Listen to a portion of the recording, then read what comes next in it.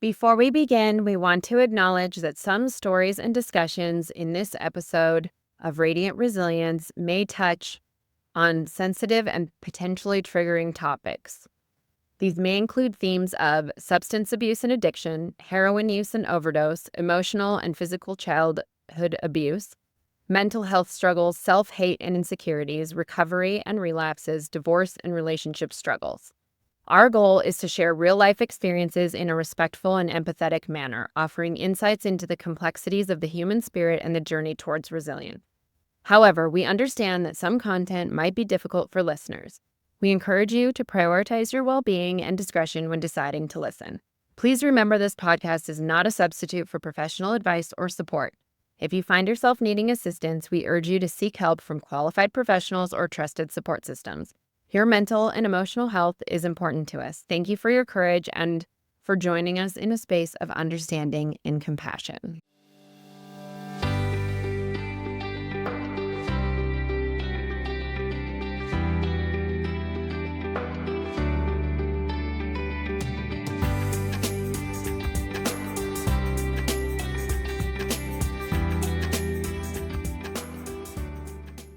Welcome back to Radiant Resilience, everyone. I have, for the second interview ever, a male guest today. Again, not by design, it just happened that way, but I'm really excited for this conversation today. I have with me Patrick Casey.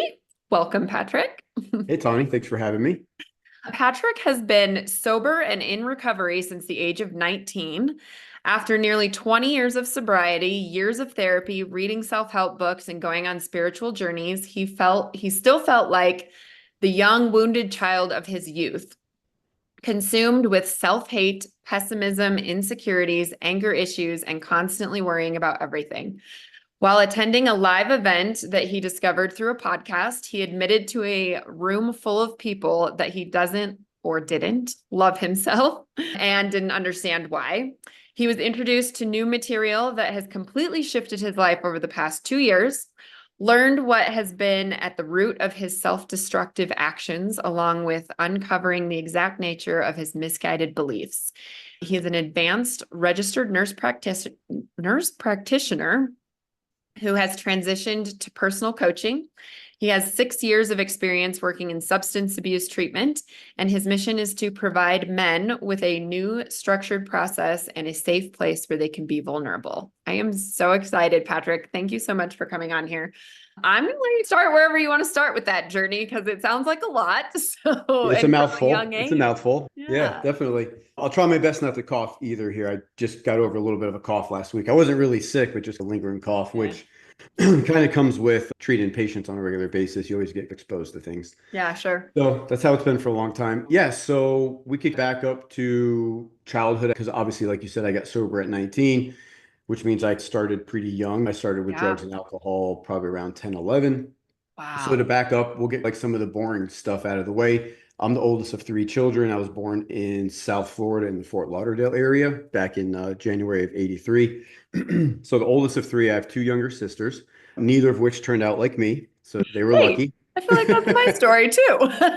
Yeah, neither of them. In the opposite, though, I'm The kind of the opposite, right? golden child of They're a my little more of a family. mess. Yeah, I'm the one who was a mess and they stayed out of, they got their own versions of trouble. It just didn't involve Sure. drugs and alcohol. Yeah, so basically I try to toe the line and I know you've had other guests on here before who try to do the same thing where we try not to throw our family under the bus and paint a really bad negative picture because all I have is my perspective. I have my perception of how my childhood was. My sisters might not have been exactly the same Sure. for whatever reason, right? The way I perceived things was I had a kind of an unsafe feeling in my childhood, if that makes sense. Like I just didn't feel safe, which I couldn't put words to that at the time. I just thought things were chaotic. I had to walk on eggshells. I wasn't really sure. I had to gauge the temperature of the room every morning when I would wake up and walk in the kitchen. Okay, what kind of mood is mom in today? And what's going on with dad today? And so what would happen would be, even from a young age, I was just mischievous. I was a big manipulator, a big liar. I was in trouble all the time. I was like the class clown. I always tell people I always sat at the front of the class and next to the teacher. It was always like, Patrick, come up here. You're sitting next to me because I was always in trouble. Again, I grew up in the 80s, and so we had chalkboards, and I would have to write on the chalkboard when I did dumb stuff. I'd have to stay after class, dust the chalk, or dust the erasers. I was always in trouble, always seeking attention. And I didn't know at the time, back then, we didn't really diagnose ADD very Yeah. much back then. That's probably what it was. It was just Patrick's the bad kid. Patrick's just Mm. attention seeking. I didn't know, may or may not have been seeking validation, reassurance. And so I Mm. needed the attention, right? Because to me, growing up, any attention was good attention, right? So I was used to getting in trouble all the time. Holidays, birthday parties, I was getting in trouble, getting sent to my room, having tantrums, like all that stuff. I was chasing babysitters out of the house and getting them not coming back to ever babysit again. Oh, wow. Sometimes I would run out of the house and run down the street and they would be panicking, calling my parents. And so I was just kind of a little pain in the butt, right? But was it all my fault? I don't know. But some of it was, again, there's physical abuse, emotional abuse in the house. And so what would happen was an abuse, if you think about the abuse cycle, the abuse would build and build, it would erupt, and then there would be the makeup, the I'm sorry, consoling me, not going to happen again, or whatever the case is. And then the next day or a couple of days later, it might happen again. Okay. I never really knew, again, like what kind of trouble I was going to get into or not. I don't know. I can't really say 100% that's what led me to seeking feeling better. I just didn't feel okay. I didn't feel Mm. safe. And so when I started smoking cigarettes at 10, 11 years old, that was something different to do, right? Yeah. That was like, okay, I can get this little nicotine buzz and it changes the way I feel. It makes me feel cool, it makes me feel okay. I always tell people a fun Friday night for me and my friends was like walking around the shopping plazas, picking up those little cigarette butts that people would lay and smoking them. I Oh mean, my gosh. it's crazy. And now when I go visit we were talking about my sisters before we got on here, and I go visit my sisters up in Georgia, and I see my one nephew's 8 years old, my other one's 11, the other one's 13, and I'm like, I can't believe I was their age doing this Yeah. stuff. Because I I see think them it's now, they're such innocent amazing. little kids.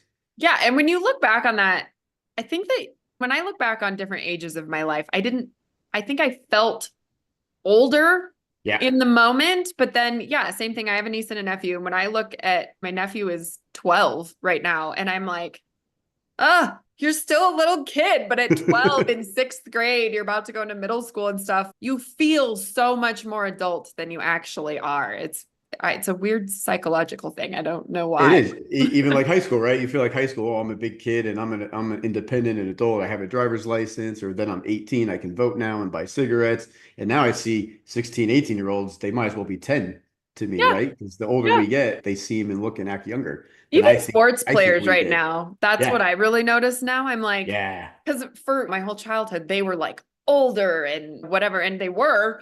But now I'm like, I'm 36 years old, and I'm like, that kid is 18 and looks like he's 10 yeah, in his face. Like, I'm like, they're so young.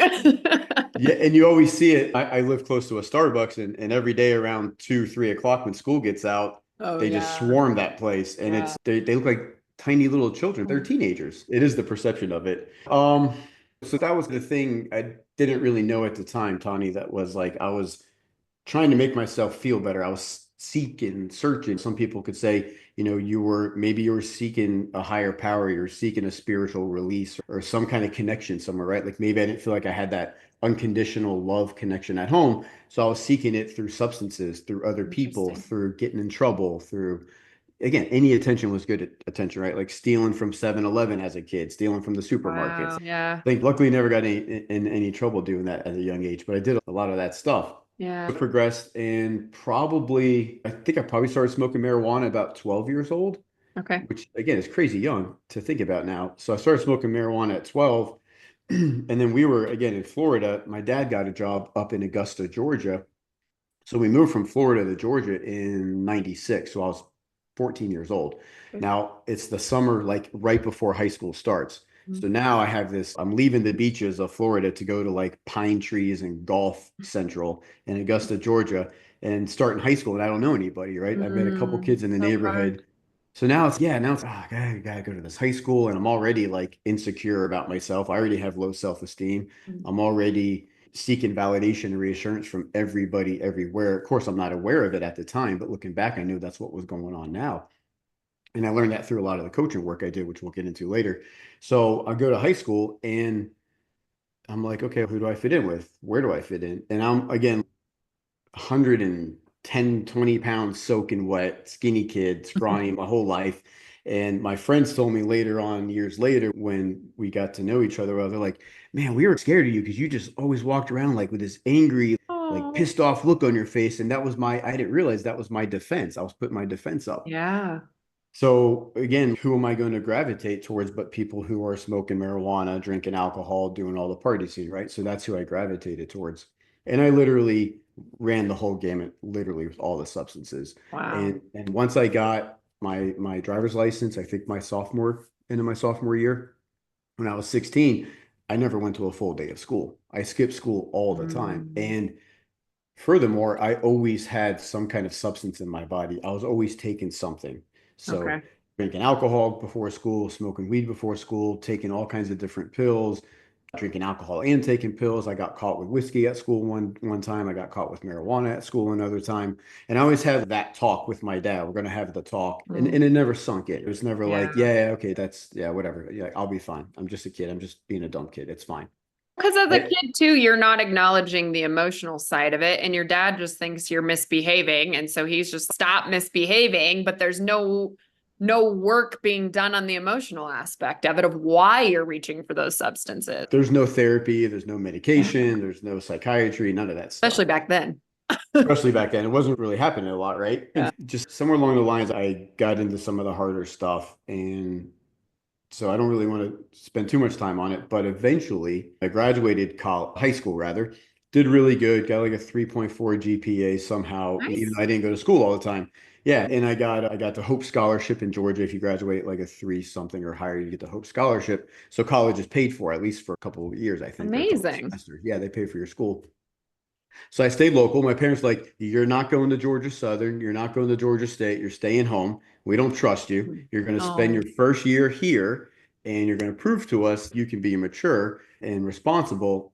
Like, why are we going to spend all this money in tuition and boarded and all? And let alone, we don't want to let you out of our sight that long. And thank God they did that. I probably would have died if they did that. oh man. So I got into heroin, is what happened. That was what hit my rock bottom. I got into heroin at the age of 18, somewhere around the end of high school, right after high school.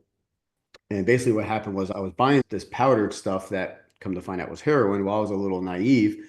And my friend was telling me it's like some crushed up opiates, right? I'm like, oh, okay, crushed opiates, no problem. So I'm snorting this stuff, getting high off of it. I run into a friend of mine from high school who just got out of rehab because he's going to be a great influence for me, right? So I'm like, hey, Right. Chris, where you been? He's, oh, I just got out of rehab.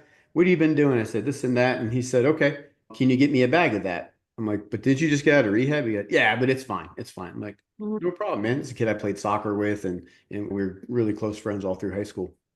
So we met up one afternoon, and I get in his truck, and he's got a needle and a spoon. Kind of looks like a little kid at the dinner table, or like with dessert with a fork and knife, but it's a spoon and a needle. And I'm like, dude, what is this? This is what I do. This is how I do it. I was like, can I watch you? Now, Uh-huh. again, I'm up to this point where this is the next level, the next avenue of me seeking and searching and Yeah. trying to feel better, trying to feel okay, trying to put those pieces together.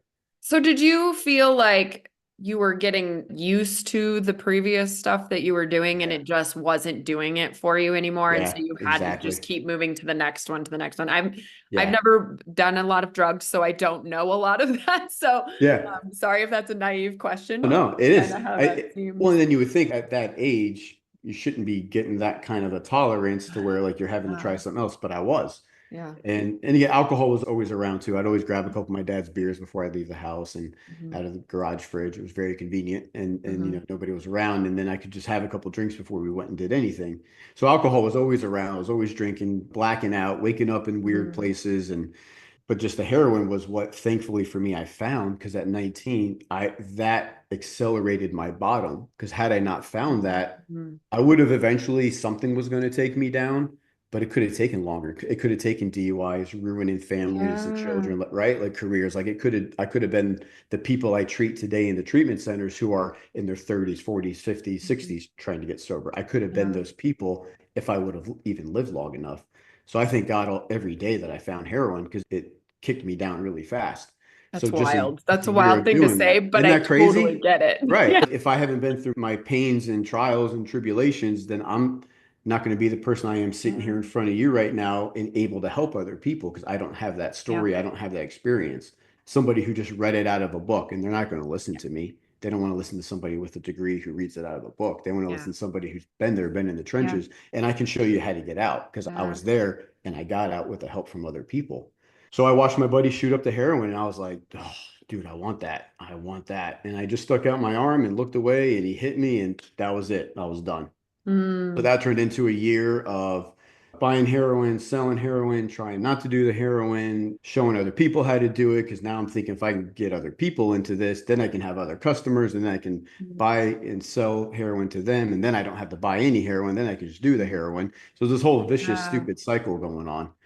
And so what happened was to get out of that part of the story is my parents were in this bowling league they did every Friday night. And I was at home watching my two younger sisters and they're like, watch the kids, we'll be back. Okay, no problem. And it was a very uncharacteristic night for me, the way that everything went down. Because normally I had my little kind of almost routine, like where I would do it. I would maybe shoot up in the bathroom, maybe in my bedroom. Why in the hell this night I decided to do it in the living room of our Mm. bonus room is beyond me. I don't know why that even happened, but I'm sitting on the couch. My sisters are in the room or doing whatever, playing somewhere in the house or going to bed probably. And I shot up.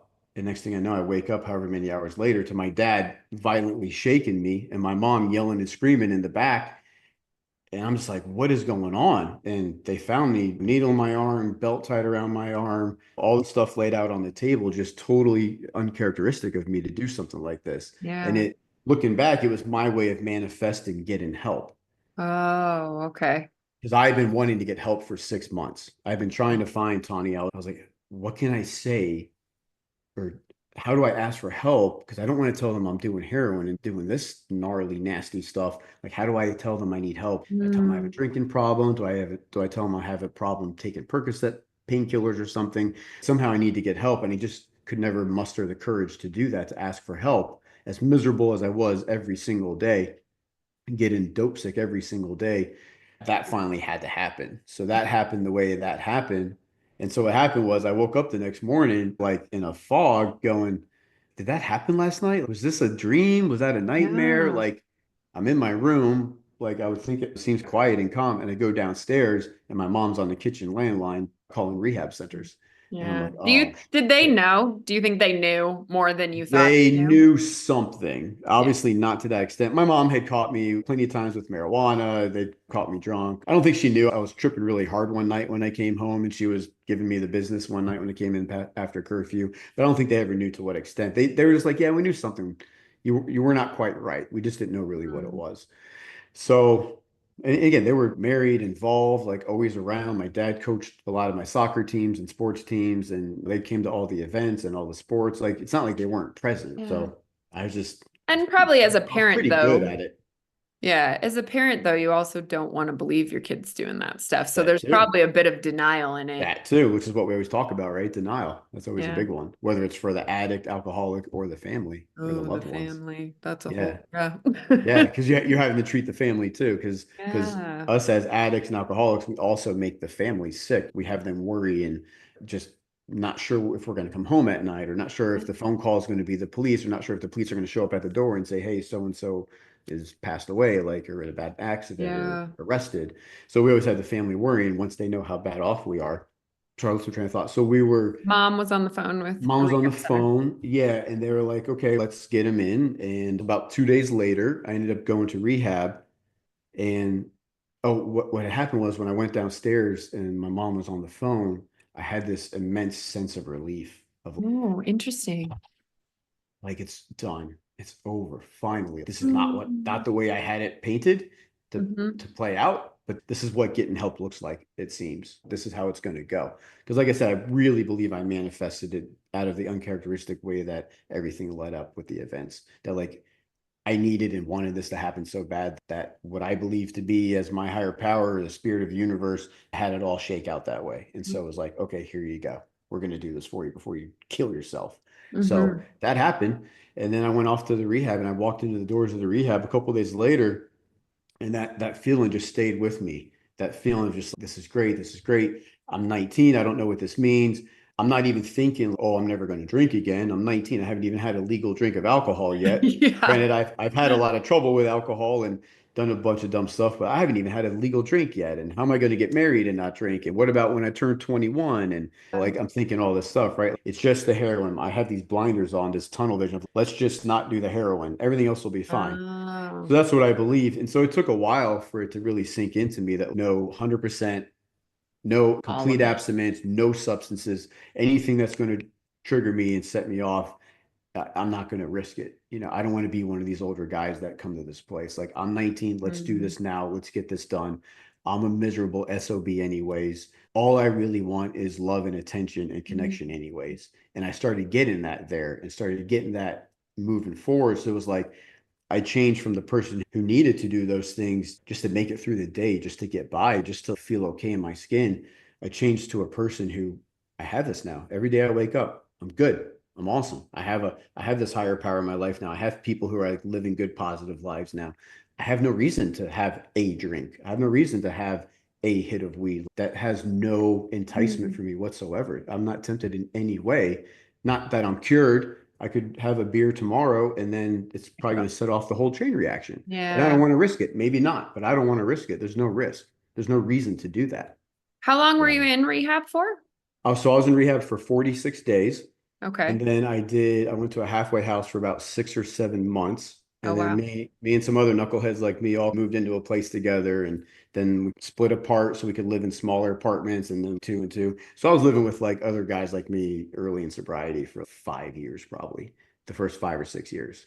I'm pretty fascinated by you because at 19, to recognize that you wanted the help desperately, you wanted to Mhm. change, and then go through the rehab. Because I think, isn't there, I don't know the exact statistic, but there's something where people usually go to rehab, you probably know it, multiple times before they actually get Oh, sober. yeah. It's very low percentage chance that you're going to be successful your first time through.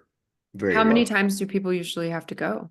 Can't I'm even sure it's all say. personal, but I can't say, yeah, I treat many people who are like, this is my 20th, this is my fifth, this wow. is my third, this is my first. And sometimes they get it. And other times they just have to keep beating their head against the wall. And this is if they even live long enough. I can't tell you how Mhm. many people it's like, hey, you remember so-and-so? Yeah, they're dead. Hey, remember so-and-so? Yeah, they're dead. Hey, remember so-and-so? Yeah, Um, they had a DUI, killed somebody, and they're in jail now. We hear it all the time. And especially now with the fentanyl that's out on the streets the last mhm. 3+ years. These people are dying. They come to treatment, they get cleaned up, their tolerance comes way down, they leave, they go do maybe as much as before, or you never know what kind of batch is being Yeah. circulated out on the streets. They do just a little bit, right? And they're done. That's it. Mm, So it's so sad and so scary and so it's depressing to be like, and then you question, what could I have done different? Was there anything I could have done? And I mm. know at the end of the day, if you don't want the help, you're not going to get it. Like we could strap you down to the bed and you're eventually going to find a way out. So I think that's an interesting thing too, because as I've never struggled with addiction in that regard to substances, but a lot of people in my life have, and I've heard the stories over and over.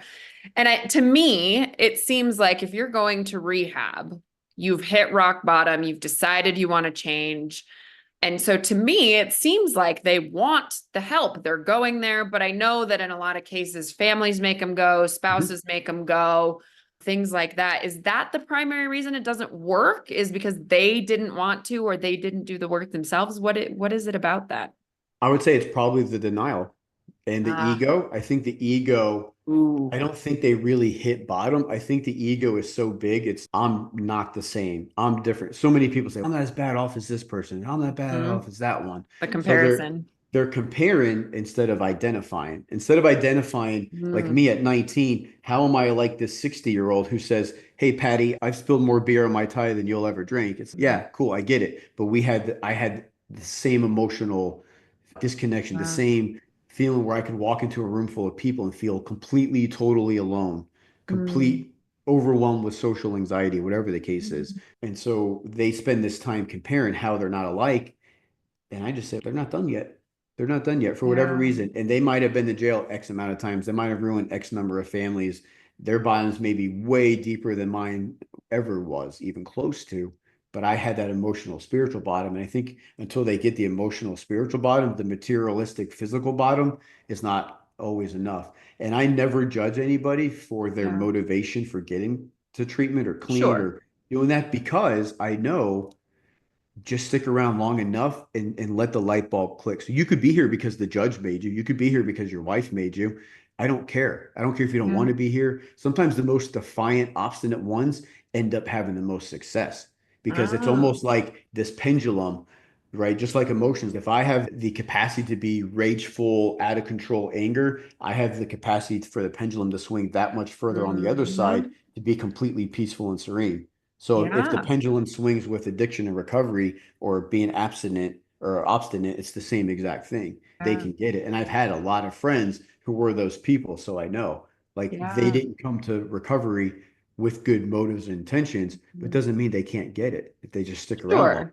And they get cracked open somewhere along the way. And it might just be that one person that's able to penetrate that armor, just Yeah. like a little thing that they say or do, or just giving somebody a hug or just putting your hand on someone's shoulder. It's, oh wow, I matter. Like you're treating me like I'm a human being. People tell me that all the time. Like you're a much more personable practitioner than any I've ever dealt with before. And it's because I've been there. And I don't even tell them I'm in recovery. They don't even know most of the Yeah. time. I Yeah. don't disclose that unless it's like kind of life or death, or if they ask me, I don't lie about it, but I don't just disclose that. I try to keep those things separate. But Sure. you treated me like a human rather than just another number. And I've been to X number of treatment places.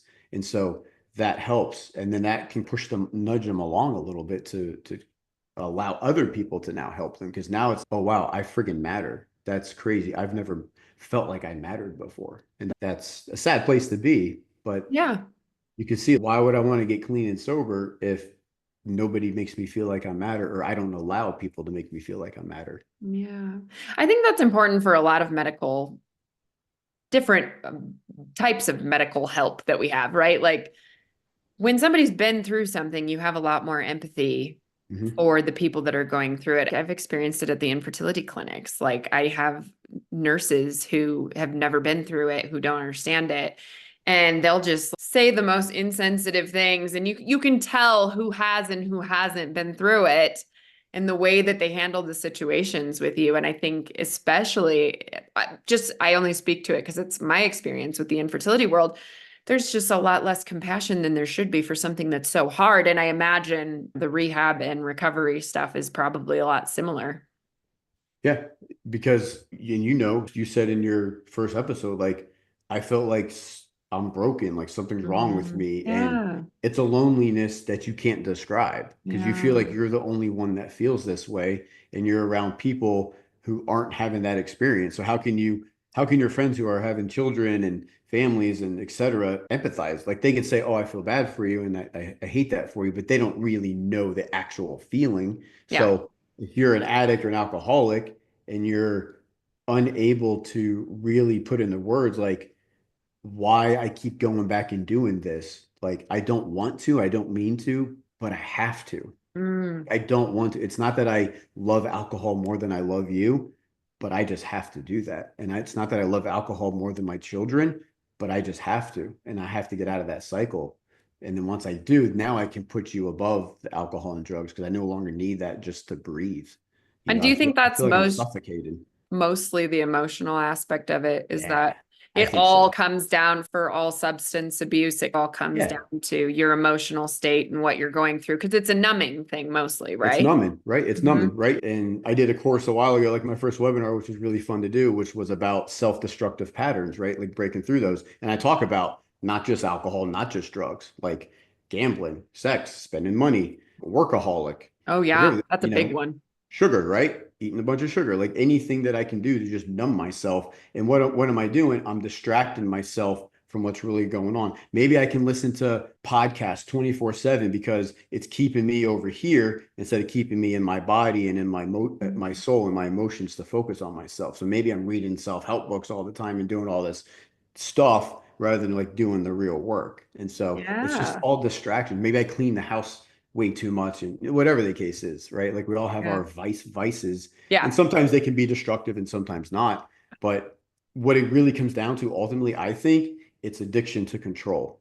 I have an addiction to Mhm. controlling the outcomes, the circumstances of everything. I want to control how this interview goes. I want to control how many patients I see today and for how long it takes me to see. I want to control how I can get done at this certain time so I can go to this next thing. I want to control how traffic is going to flow. I want to control how people talk about me and think about me. Like I just want to control everything because Mm, I don't feel safe or I feel yeah. insecure and I don't feel okay with myself. So I have to control everything and keep all these things, all these balls in the air just to make me feel okay. And Yeah. then because if I'm not doing all this, I'm stuck with me. Ugh. Yeah. Which And is scary is for that a lot of okay? people. Yeah. Yeah. Is that an okay thing to be with me? Am I Mm, okay with that? A lot of mm, times, no, I'm not. But yeah. today I am because of the work I've done, right? Right. But for a long time, no, it can't be quiet because if it's quiet up here, it's just running and running in my head. Can you talk about some of I guess you said you wanted love, you wanted attention. Mhm. Were you just telling yourself you weren't worthy of any of those things, or what was going Not through your head in those? Not consciously. Yeah. I don't never consciously. I think that I say that it would be little, well, not really little, but at the time they seemed like little things. Like I'd see myself in the mirror and I would just flick myself off. If I saw Oh. myself in the mirror, I would just look at myself in the mirror, and be like, "You effing blah blah blah blah blah," whatever the case was. I was just a really brutal, horrible person to myself. And Mm, so I learned through the work I did with my coach a couple years ago was like pinning down and figuring out what are my core wounds and why do I have those. And again, like we talked about, it's all from childhood. yeah. Whether it was done on purpose or not, it's my perception of my childhood. So anytime that I feel triggered, which is normally like if something happens and I feel like I want to fight back, get defensive, withdraw, I'm having a trigger happen, right? Something's Mhm. triggering me. And so I came to find out was my core wounds of they're all pretty similar, really funny enough. My top three are like feeling defective, feeling Mm, disapproved of, and feeling rejected. okay. So if I'm doing something and you react or say something in a certain way, and if I'm in that kind of victim mindset, I'm going, oh, you're rejecting me right now. Mhm. I'm going to show you, or you're rejecting me. You're right. I am really that of what you say. And I'm going to like just internalize that and beat myself down with that. Or, oh, or you disapprove of me. You don't approve of what I'm doing or approve of the way that I'm doing it. I'm going to internally turn that on myself.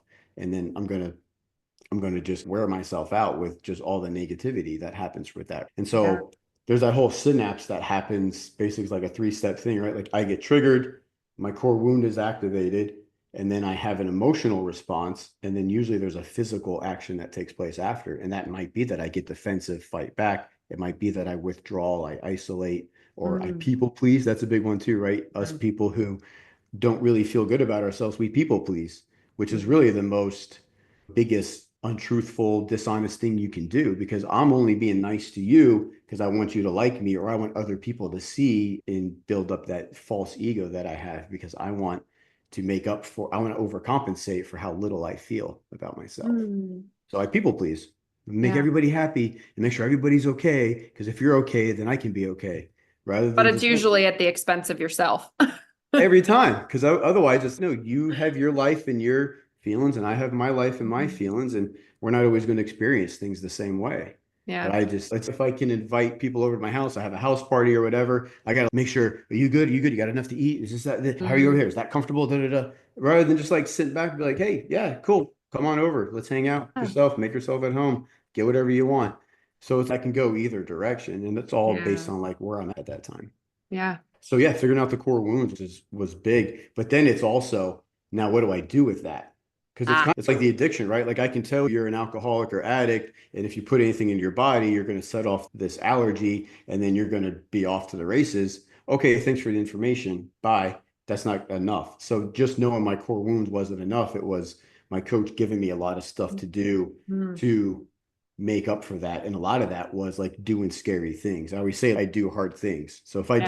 if I do hard things, right, I find out and my brain goes, okay, that didn't kill you. It wasn't really that bad. You could do that again, or now you can do this other thing. So I've done a lot of like really scary things over the last 2 years that I would not have otherwise done if it wasn't for this work and me hitting another emotional bottom 2 years ago just like in my addiction where it's like, okay, I need to do something different. I'm going to go do this. I'm going to go work with this coach. Just like, at 19, I needed to go to rehab and get help. Now I'm going to go work with this coach and get help again. Even though, Mhm. like, on the outside, you would think I got the perfect life, I got it all together. We don't know on the inside. I'm still doing those cruel things to myself. Again, not to the extent that I was years ago, but it's still not where I really want to be at 20 years sober a couple years ago. I was married and divorced, and a lot of that was my fault because I wasn't really the man I thought a married sober man should be. Like still having anger problems and Mm. hostile and the masculine feminine power struggle between me and my ex-wife, like a lot of that stuff. And it just wasn't meant to be. And now I'm in like a beautiful, amazing relationship the last 7 years. But I had to learn all those lessons about what Mm. not to do. And now I Yeah. know what to do. And it's been just a night and day awesome experience. But I had to learn. I just, for some reason, Tony, I always have to learn stuff the hard way. I just always have to learn the Well, hard way, you some of know? us are programmed that way. I mean, I think Yeah. there's probably stuff that we all have, like certain things we all have to learn the hard way, but some people have to learn real big things the hardest way possible. I think it So, sinks in a lot deeper, like really um, solidifies the foundation when you do it that way. yeah. So yeah, so I've been able to take some of this stuff and take it out into the world and say, hey, if Mm. you want to try this, and she taught me a lot, but it was also like having to push it, and I did a lot of it in a group setting, a Ah. group coaching setting. So I had other peers, we could all mirror each other and support each other and push each other, right? Mm. And so I got into boxing at 37 years old. I'm 41 Nice. now. So I had like my first couple boxing matches while getting coached, which is the scariest thing I've done, jumping out of airplanes, doing a bunch of podcasts like this, which I was like, what the hell am I going to do a podcast for? Hear me talk. I did a couple online courses, which is a scary Mm. thing to do where you're talking into a camera screen and you don't know, because it's easier when you're talking to people and you can see them and make eye contact and get reactions. When you're talking into a camera screen and you don't know if anybody's paying attention, listening, getting any feedback, getting that reassurance, that's a very vulnerable feeling. So you really got to have confidence or just keep pushing through it. So every time I do these things, I show myself, okay, you can do this. Okay, you can do this. So it's that neuroplasticity thing that Yeah. happens where the more I do things, my brain doesn't panic and overreact like it was Yeah. the first couple of times I did those things. And so then I can, guess what? Now you can do some other things that Yeah. maybe you're thinking like, oh, I'll never do that. But no, just go do it. Go live life. Yeah. It's so short. I think it's interesting. I want to go back to you talking about what to do with all of those emotions. So you went to rehab. And I think this is probably true for a lot of people is you're in that environment, you're living there, right? I Yeah, think that's the yeah. type you did. Yeah. So you're in that environment with a bunch of other people that are going through the same thing and you're working through that stuff. And I can see people being like, oh yeah, okay, I got it. We're good. And then you have to go back out into the real world again. And you're exposed to the same friends you had before in the Hmm. same community. And I think it's really important to focus on that because I think you're right. Like you were taught the things, you're like, all right, I can take on the world. And then, oh, wait, this is real life. And I don't have that support as much as I did before. So I think that's really important. How did you find, was it primarily working with the coach or like when you got out of rehab, how did you figure that stuff out? That's where we always say this is where the rubber meets the road. Like we can give you all these tools, but first off, are you going to use the tools? And Yeah. then second, who are you going to use the tools with, or who's going to continue to show you how to use those tools? So for me, I was really fortunate because it was, if I had it my way when I was in treatment, I was going, okay, I got to go back to Augusta. I got to go be a good brother. I got to go be a good son. I definitely got to go get that ex-girlfriend back. I got to show her that I'm a better guy now, right? Like I got to repair all this stuff. Yeah. And my mentors and everybody was like, dude, slow down. You're Mm. 19. Yeah. They're not going anywhere. If you don't get this and really make this work, none of that matters. All that's going to go away anyways. Mm. If you even stay alive at the pace that you were going, none of Mm. that matters. Let's sit down. Let's make a pros and cons list. Let's figure out, do we stay here in Atlanta where you've been for the last 46 days, getting to know some sober people and building a little bit of a network and a foundation? Or do you go right back into the same exact environment, the same house, the Mm. same traumas and triggers and everything that you haven't Yeah. really had a lot of time to really work through yet, just You because you just scratch feel the the need surface, to do really. that? Barely, yeah, Yeah. barely nicked it. So stay here, figure. And so I did it on my own, make the pros and cons list. And so when I write things down, just like when I journal, I do an appreciation journal or I write any kind of stuff down or goals lists and stuff. When I write it down in pen and paper, it's in my handwriting. It's there's some kind of connection that happens for Mhm. me. That's okay. I can't ignore this now. And so Yeah. for me, it was just the balance scale just tipped all the way to we're going to keep our ass here in Atlanta and see how this goes just for a couple months. So that's what, and then it turned into I never went home. Yeah. So it was like I ended up spending my first 10 years sober in Atlanta, living as an adult, trying to figure things out, working jobs, and then going to nursing school and then nurse Which is practitioner, like, hard in itself, all of that. which is crazy. Yeah. So it's like, why am I going to go home and try to fix, repair stuff if everything you just gave voice to? And I think that's where a lot of people do end up coming back to see us now in these treatment centers because they want to go back home. They want to go do this instead of doing like phasing down a little bit, where it's like you're enmeshed in living in rehab for how a month or for, in my case, 46 days to then being taken out and thrown right back into society. Yeah. It's very vulnerable. Yeah. It's very difficult. Like lights are brighter, smells are different. It's really easy. Like it's easy to get overstimulated when you're in a crowd of people and you're out in public places because you're just so fragile and vulnerable, still like timid, trying to figure things out. So let's take it easy. Let's do a little gradual process. I went to the halfway house and I committed, okay, I'm gonna do this for 6 months.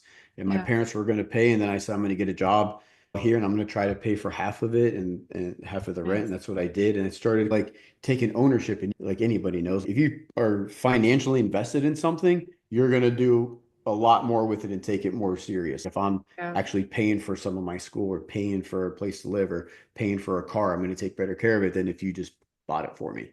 Yeah. So I think that's probably a deterrent though for some of the rehab stuff too, because our healthcare system isn't that great for that stuff. A lot of people aren't in a position where they can afford that kind of stuff or afford the aftercare and stuff like that. They're like, okay, I got to go do my 30 days and then I've got to figure it out on my own because I don't have the money to continue. or I got to get back to work. I got to get back to Yeah. this. I got to get back to that. So it's Family. all those reasons Hmm. why they're putting the potential for recovery or relapse ahead of everything else because Hmm. they think, again, maybe the ego is so big, they think I got this licked, I'm good, I got a month Yeah. under my belt, I'm cool now. And then a lot of times they're like, oh wow, that was bad. I did not handle that well at all. And they come back and I'm always like, hey, so what happened? Hey, what happened? Hey, so what happened this time? And it's a lot of the same things. Or they were doing their recovery stuff or their therapy, whatever. And then it's what happens? Life got good, all that stuff started to fall Yeah. away. I got complacent. And then one next thing, something set me off. And what do? My default is when I get triggered, I go do something destructive. So that's what I do. Yeah. I imagine recovery is a constant work in progress, right? Because life is still happening and shit's going to happen and Mhm. something's going to knock you down, whether it's something simple too, lose a job or you lose a family member or you Yeah. get divorced. There's all sorts of things that could easily send you spiraling back to that place. So it's a Yeah. And constant I went work through all of it, process. but Yeah.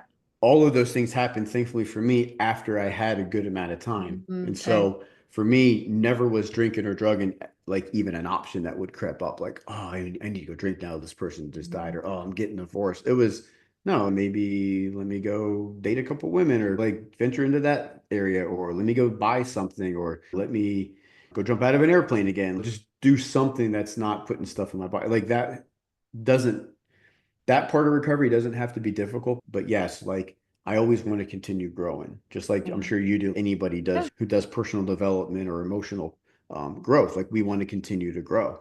So it's not really about the drugs or alcohol anymore. But again, if I slip up, like that's over. But I just Yeah. want to continue to grow as a person, which is why, 2 years ago when I hit a bottom, it was like, this is not acceptable to me. This is not where I want to be, even though getting higher, getting drunk was not even like anywhere close to being a thought. It Yeah. could be eventually if I allow myself to keep going, because that's going to end up being my option was either I'm going to blow my brains out or do something to take away this relief. And Yeah. so I wanted to continue on the positive track. Yeah.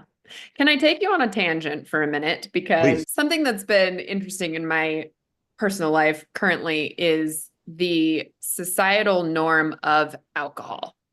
And I was listening to another podcast before where she was talking, she's a recovered alcoholic, and she was saying, nobody ever asks you why you quit the drugs or why you're not doing the drugs, but everybody wants to know why you don't drink. I would love for, based on your own personal experience and helping all the people in the rehab centers that you've helped, I think alcohol is such a huge problem, but it's such a societal norm. And that's what we Mhm. do when we get together, go to parties, go to sporting events, like all the things. How do people who struggle with that stay away from it? That's I can imagine that is so Yeah. hard because I'm guilty of it too. I don't necessarily consider myself an alcoholic. I really hope I'm not, but like yeah, I'll go to a sporting event, go to a party and have a drink or two. I don't know. I think it's such an interesting thing because it's so normal for all of us to do that if you are somebody that's an alcoholic that is struggling with that and you go to rehab and you get the help and you want to quit, it has to be one of the hardest things I think to stay away from. Before I answer your question, let me turn it on towards you and ask you, does it make you uncomfortable if somebody's not drinking? If you're in a group of people or at a table with two or three people, you're out to eat and one of the adults is just like, no, I'm not drinking. No, because I have experienced a lot of family members and friends that I am watching this aspect of their lives dramatically affect them. And I try to be supportive in that regard for myself too, being sensitive to that, no, being aware of that. And I'm fine. If we want to go have a coffee instead of a beer, that's fine with Mhm. me. So I don't want to say like in a generalized way or like a blanket for everybody, but I have found, and what seems like to me, most people who are made uncomfortable by it typically have a drinking problem of their own. Ah.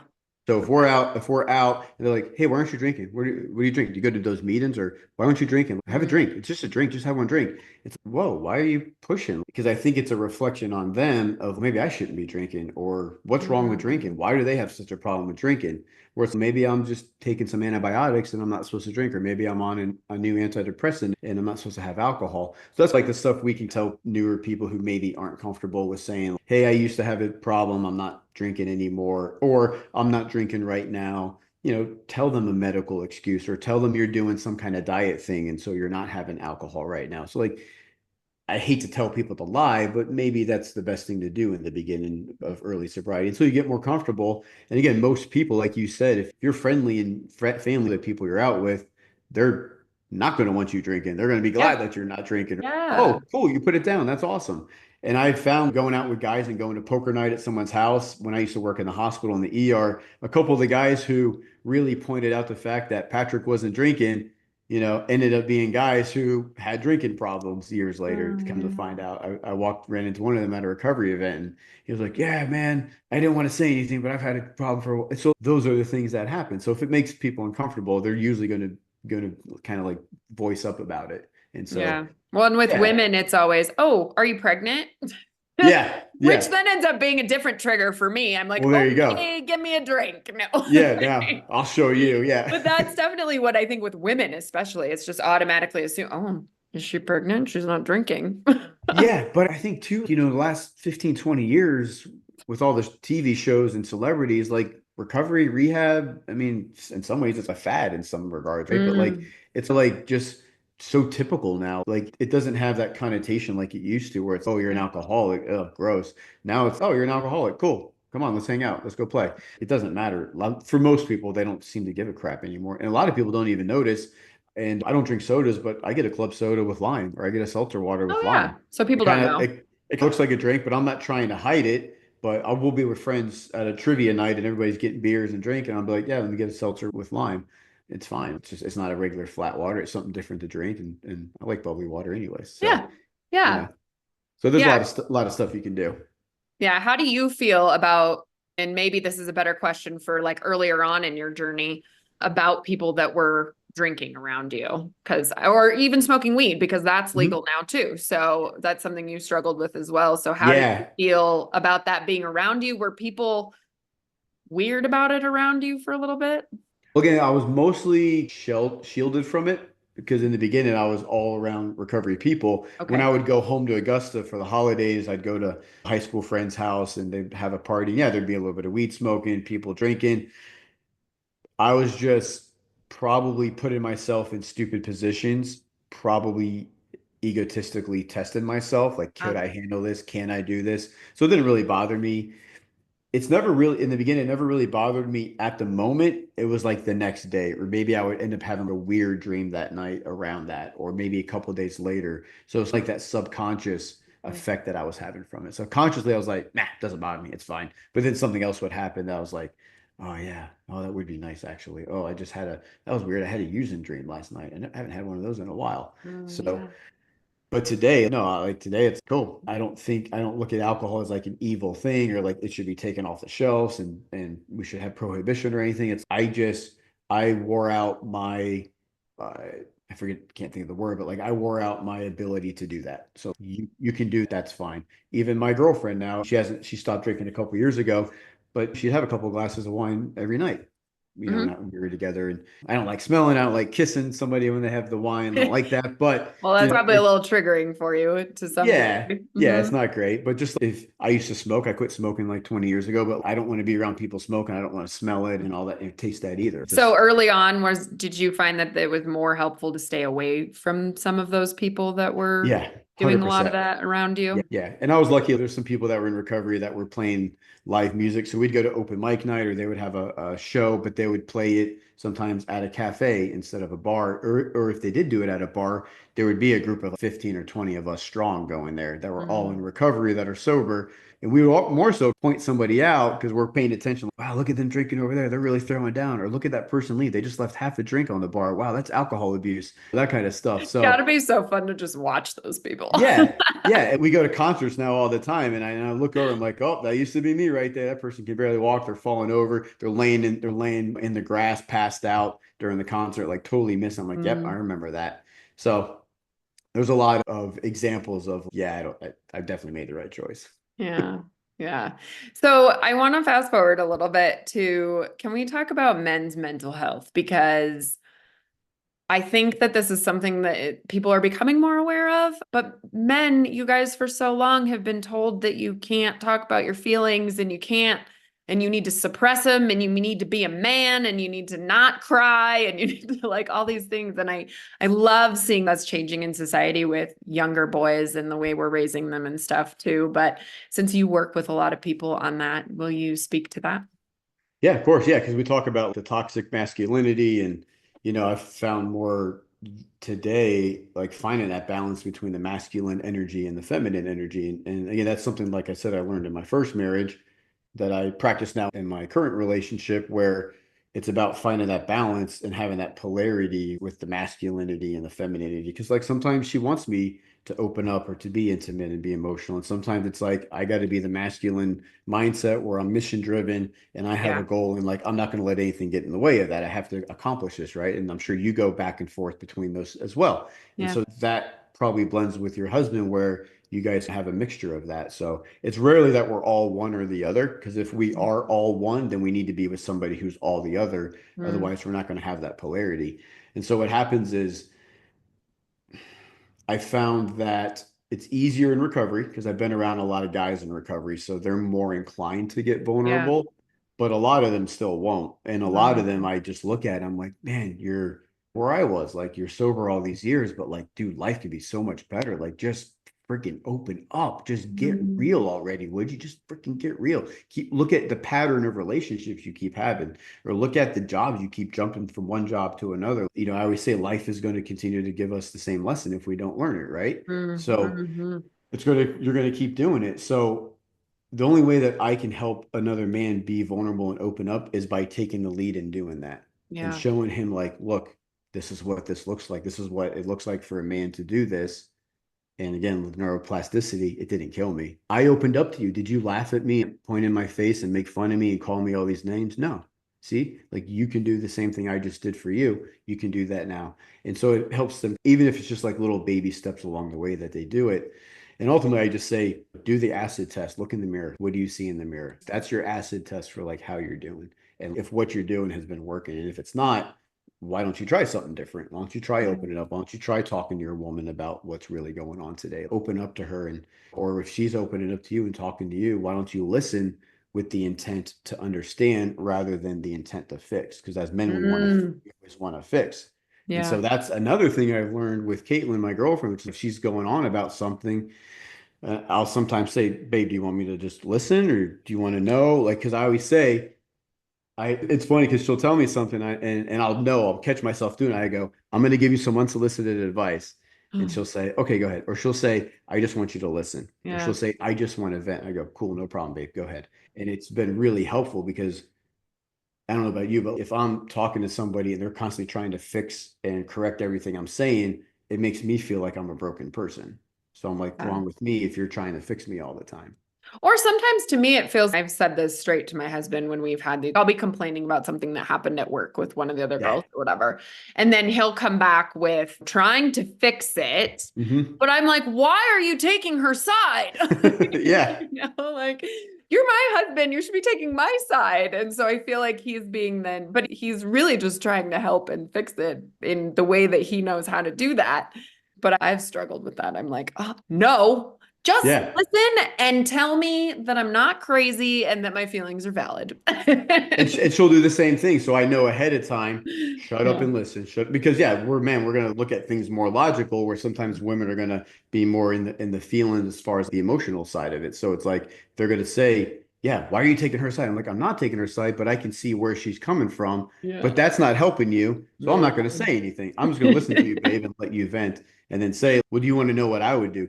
So it's gotten better where she'll say, if you were me, what would you do in this situation? So like Mhm. both of us have gotten that communication aspect better. And I can say the same thing to her. Hey, what would you do in this kind of situation? And I always try to make sure I'm not complaining because I get dumped all this negativity all day long with what I do for work. That Yeah. it's like, I need to be more like a vessel rather than a container because I don't want to just store and carry this Yeah. stuff around all day and night. So I need to, it's like therapists have a therapist, right? Yeah. It just like a like telephone, like it gets passed on. So Yeah. because otherwise somebody gets left with all the baggage and Yeah. But it it sounds like communication, at least between couples, is super helpful. it's super helpful. And yeah, and we talked briefly. I did a course recently about more so for like women. It and I don't want to say the blanket only women and men, but like more Yeah. so for somebody to be able to help a struggling guy in their life. And it could be Yeah. a woman as well, especially same-sex relationships or whatever the case is, or maybe it's a son or a nephew. It doesn't have to be just your boyfriend or husband. And I go into a lot of the stuff about how can you basically help this guy realize like he's not in a good place, like he's not the guy you once knew, or it's things are getting stagnant, or that dude, your life could be a little bit better if you did some of these other things without nagging him and pestering him and Mm. making him feel like he's one of those people like, hey, I'm here because my wife made me come here. It's Yeah. helping him kind of like open up and see like you're at a bottom, you are at an actual bottom, and like you can get Yeah. off the elevator right now before it keeps going down further because maybe this marriage isn't going to last. Like how many horrible Yeah. relationships are out there that don't succeed, or people that are still in these unhappy relationships because they're just afraid to be alone and don't get out of the relationship. Yeah. But like it could be so much better. That's the stuff I've learned too, Tawny, with keeping my relationship after 7 years still fresh and still Mm. surprising her and still doing things that kind of keep her Yeah. on her toes. Because like you know how it is, you want to be wined and dined once in a while. It's not like where you want to go to eat. I don't know where you want to go to eat. I don't know. I don't care where you want to go. It's no, make a freaking decision. Like Yeah. sometimes we have to take the lead, or I'll tell her like we just went and saw a Shrek musical a couple weeks ago because I know she likes Shrek and she likes musicals, and I was like, hey, wear something nice on Saturday. We're gonna go see a show. Well, what show? What kind of show? You'll see when we get there. Don't worry about it. We'll go. And we go, and she's like, oh, this is awesome. So that's the kind of stuff you want to do once in a while, if not all the time, to keep it Mm. alive and treat each other more like lovers and romance rather than friends and roommates because that's what my Yeah. first marriage turned into. We were so Mm. much alike. We did the same kind of work. We both worked night shift at nurses and as nurses, and we'd had so much stress and stuff, and we just became roommates. Really, is what Yeah. it ended up being the last couple years or year or so. And it's like I don't want that to happen again. So I Yeah. am I going to learn from it? Yeah, I'm going to learn. And now I can go help some other guys that are having issues in their relationships and stuff too, or women. Like doesn't matter and Yeah. like say, hey, look at the feminine stuff, look at the masculine stuff, look at these characteristics. Like, are you recognizing that you are doing some, or he or she is doing some of these too, and see that like sometimes we are sacrificing our true selves because we think we need to compensate or to make up for the other person's deficiencies. So we're not Mm. really being true to ourselves. And therefore, we're not being true to our relationship and our love to each other. Mm. Yeah. So in your coaching, do you primarily work with men? Is that just how it's happened or? Yeah, I think being a man and that's primarily, and you know how it is. I don't know what the stats are, but I'm sure something crazy like 90% more women are willing to seek help than men anyways. Like you Yeah. said, most men don't want to be vulnerable. So Yeah. it pins me down a little bit, but I do coach women as well and work with women, or I work with women who want me to work with their man, which is how my last course came to be anyways. Like a lot are like, man, I'd love if my husband would talk to you, or I have this nephew or the son is struggling and man, how do I get them to like come talk to you or talk to another guy coach about stuff? So that's been how it's been playing out so far. That's interesting.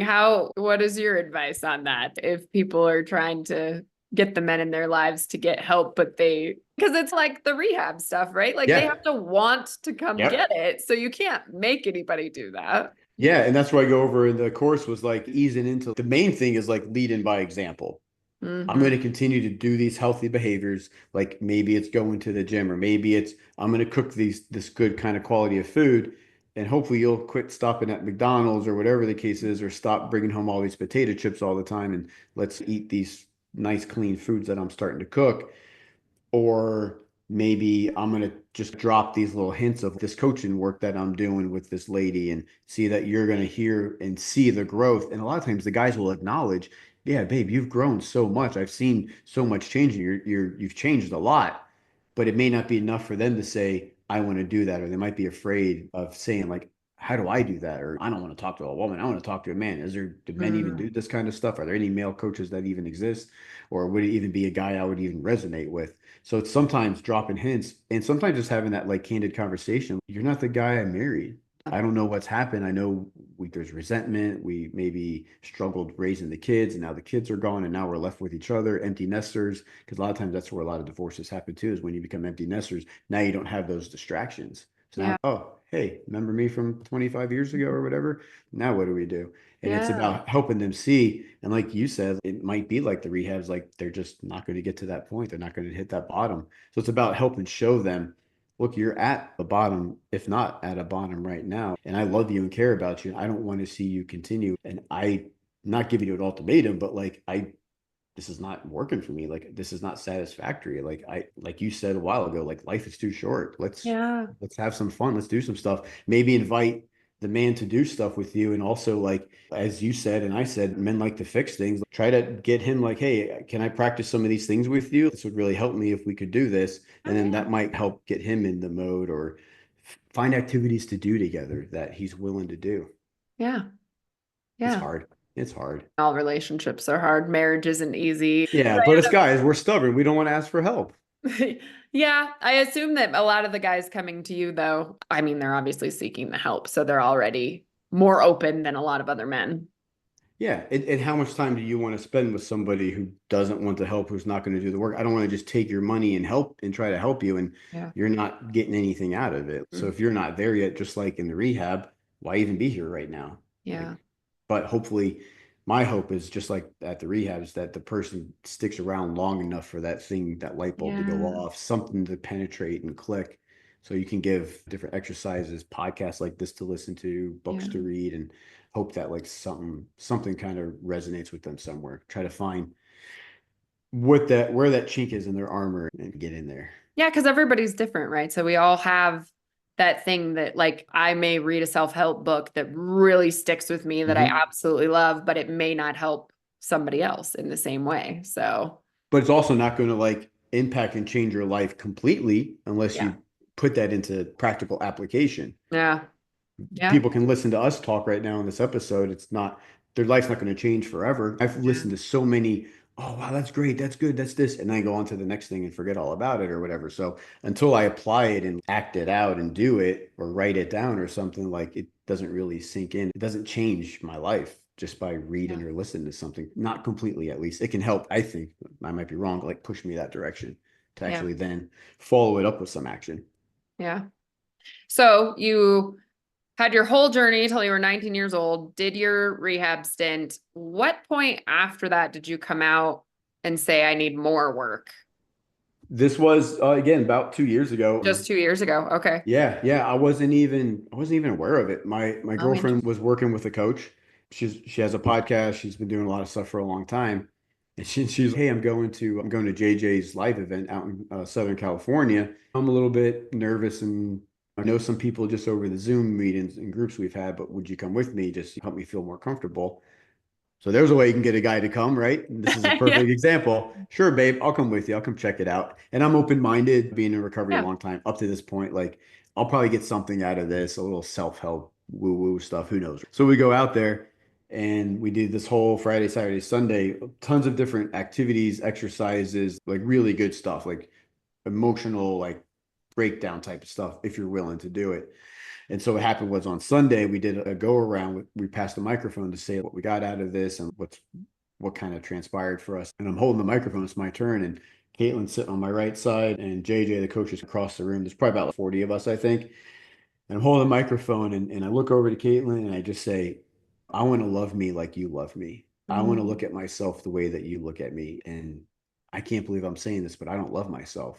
Mm. And I just broke down and started crying. And I was just like, how is this possible? And it was over. And JJ came up to me. She's like, it doesn't have to end like this. I'm not saying you like work with me, but you can't just go home and go back to your life. Just like rehab, you can't just leave Yeah. rehab and go back to your life. Like you have to do something with this. You're at this pivotal point. Yeah. And I was like, cool, let's do it. I don't know what that means. Don't know what that costs. I live in Florida. You live in California. Does the Zoom thing really work? And Thanks to shit, COVID. man. Yes. Freaking A. And so, yeah, and I do a lot of telemedicine as a practitioner. So I get a lot of people get a lot out of it too. And yeah, I did this 6 month course. She called a deep dive course with 5 other people from different parts of the country. And we had in-person live retreats where we met up about 3 times that year. And we did courses regularly, and we did one-on-one calls with each other, and then the group calls once or twice a month. And I just had one breakthrough after another. And I was like, shit, we were talking. I was like, do you think I could do this helping guys that Mm. I've been just helping people in recovery, which is admirable and great, and I love it. But could I do this from a wider aspect? I'll cast a wider net and say, hey, everyday guys that don't have addiction problems, can I Yeah. help them too? And yeah, there's so many guys that need the help that are afraid to ask for it and don't want to be vulnerable, don't know how, that I feel like, okay, I can just be another male coach that's out there, and there's probably millions of us, but maybe somebody needs to hear and resonate with me more than they would somebody else. So sure, why not? Let's give it a try. So it's been really cool. It's been an awesome adventure. So that was something I, again, didn't see coming, didn't plan to Yeah. do. I was just like, fix me. I don't want to be this way anymore. I know I'm better than this. I've been better than this, but I was still like getting angry a lot and kind of Mm. popping off. I was like a pot of boiling water, just, and I'm like, this is crazy. I'm 19, 20 years sober. Like, why is all this happening? No shit. You haven't worked through these core wound Mm. issues yet. You don't even know you have them. You don't Yeah. even know they're there. You just know you're mean to yourself, and you don't know how to accept compliments. That's another thing. I don't know. Oh. I don't know how to accept. I don't know just how to say thank you. I say, yeah, because I'm always Oh. deflecting. And that's what somebody who doesn't love themselves does. They deflect compliments, right? They don't Interesting. accept compliments, right? So Yeah. yeah, oh, your hair looks great. Oh, it's just this. Or, oh, I like the way that shirt looks on you, or whatever. Oh, you're a great practitioner. You really do a good job. And so yeah, yeah, whatever. But now it's thank you. I appreciate that. And I just wrap Oh. my arms around that, and I just embrace that when I get complimented now. And now I see it in other people. So now I Yeah. see other people don't accept compliments when I say something nice to you. I can see that. Yeah. So there's a lot of So things what I've is, learned. go ahead. I was gonna say there's just a lot of things I've learned to take better care of myself, and to prove to myself, yeah, I actually do love myself. Yeah. Oh, I Yeah, love that for you. yeah, yeah. Shoot up heroin at 19 years old because you're full of love and joy. True. I'm glad you found that love. That's Yeah. really important.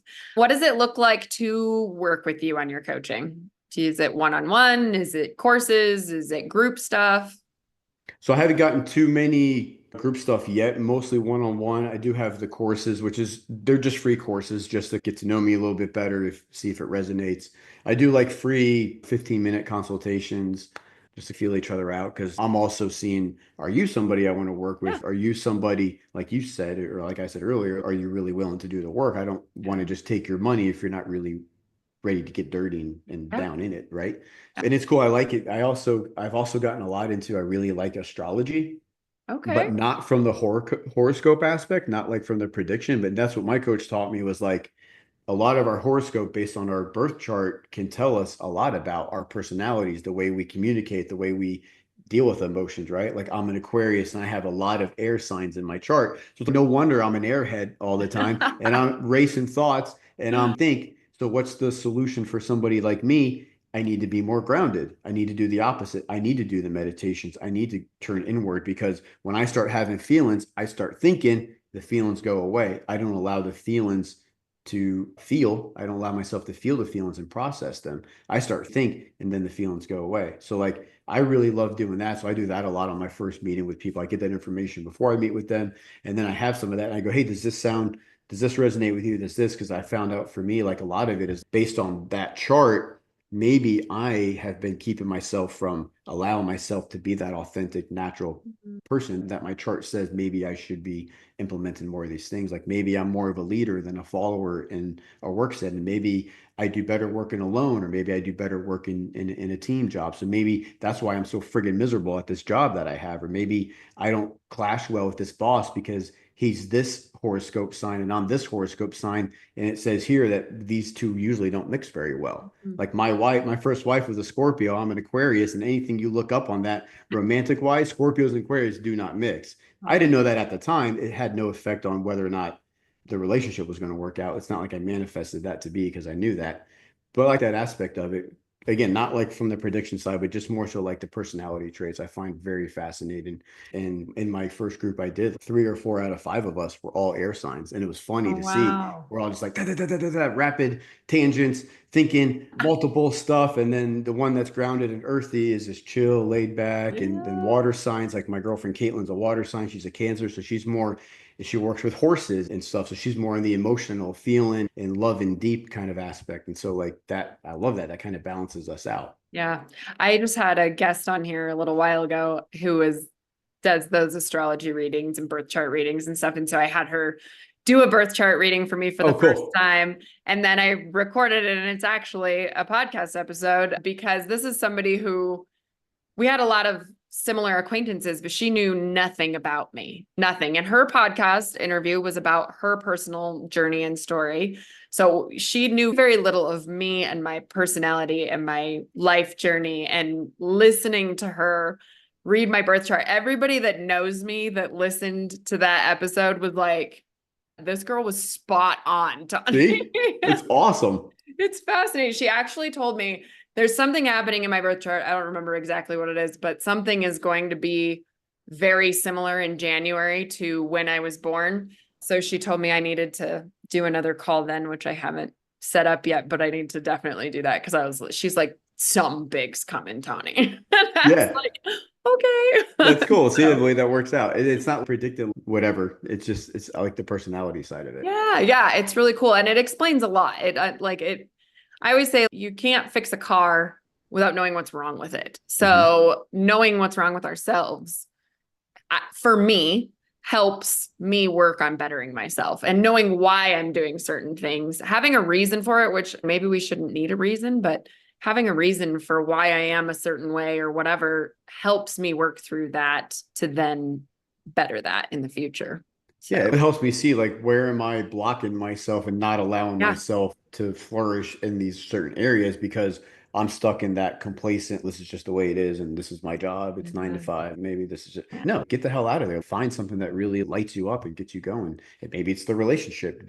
Go find that relationship that lights you up. But if it's you, not the relationship, then the next relationship is going to end up the same way, and the one after that, and the one after that, right? It's So like don't people blame. who move states or something and they're like, oh, if Yeah, I just move, it's going to be different. we call it the geographical cure. Yeah. We call Yeah. it like, oh, if I move here, then I won't get drunk and high, and then I won't have this relationship. No, because everywhere you go, there you are. You take you with Yeah. you. Yeah, So for sure. All right. I'm going to wrap us up because we have been talking forever and I feel like we could keep talking forever because yeah, it's this been has been an good. amazing conversation. What final words do you have for people listening out there? What final words could Could there be anything. be? Just ask for help. Mm, Just ask for help. And like I said, if you're struggling, just do a lot of us just do the acid test, look in the mirror and see what you think about what and see what areas do you think would be better and make a list maybe. I tell people do this, make a list of like 3 to 5 goals that you have and then write down what are the roadblocks to why you think you're not able to accomplish those goals. Hmm. And then you can see, is there somebody out in the world that could actually help me with that? Maybe I have a friend, maybe I have an accountant, maybe there's a coach or a therapist, maybe there's somebody that can help me who might, be a specialist in these areas that might be able to help me get to that point. Yeah. Yeah, I love that. Thank you Yeah, so much. Thank you, Patrick, for coming of on here course. and sharing your story. I know that's not always an easy thing to go back to, your past and sharing that. So I'm very grateful that you were willing to be vulnerable and open about Hmm. it. I really appreciate it. This has been a wonderful conversation. Yeah, I appreciate you having me on and enjoyed talking to you before too, before we Yeah, started. and then I will link how, if anybody wants to get in touch with Patrick on coaching, or I don't know how open you are to helping people if they're on their own sobriety journey. Anything, yeah, of course. Yeah, I will Yeah, link how to get a hold of you in the show notes. So everybody go there if you want to get a hold of him. And I think that's it. Thank cool. you, everybody, for listening.